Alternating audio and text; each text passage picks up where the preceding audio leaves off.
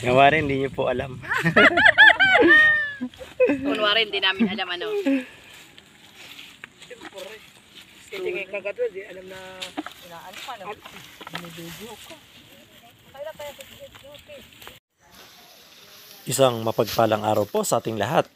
Ngayon ay unang linggo ng Oktubre 2023 at pang 3 buwan po mula nang itinanim ang mga butil ng mani. Ito po ay ngayon ang aanihin.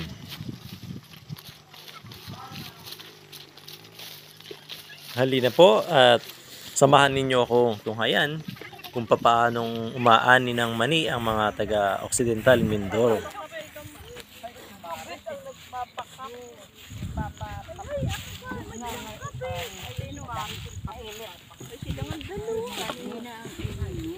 Ay, kabayo. Mainit. Kanina, Masasabi po natin na kulang pa rin sa makabagong teknolohiya ang pag-ani ng mani dito sa lubang Occidental Mindoro. Ngunit makakita pa rin sa bawat isa ang kasiyahan na nasa kanilang mukha at sa tono ng kanilang pananalita. Bawat isa po ay kumikita ng 25 piso bawat balde ng hinimay na mani. At sa buong maghapon ay maaari pong makapuno sila ng 10 hanggang 12 balde. Kaya umaabot po ng 300 piso ang kanilang kita sa loob ng isang araw. Kalimitan po na umaabot ng 10 beses ang dami na kanilang naaani kumpara sa dami na kanilang itinanim.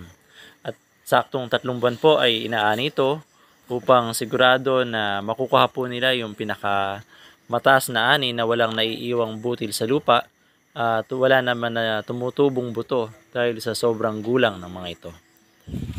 Nawa ay may naibahagi po ako ngayon sa bawat isa sa inyo at anuman po ang ating estado sa buhay at nasaan man tayong dako, nawa tayo ay maging mamamayang produktibo. tinda ko ng kukit, tinda ko mga bata, hindi binibili. Ako nag-iinom. Huwag kang mag-iinom at baka mag-diabetes. Gusto ko naman paunti-unti sarap.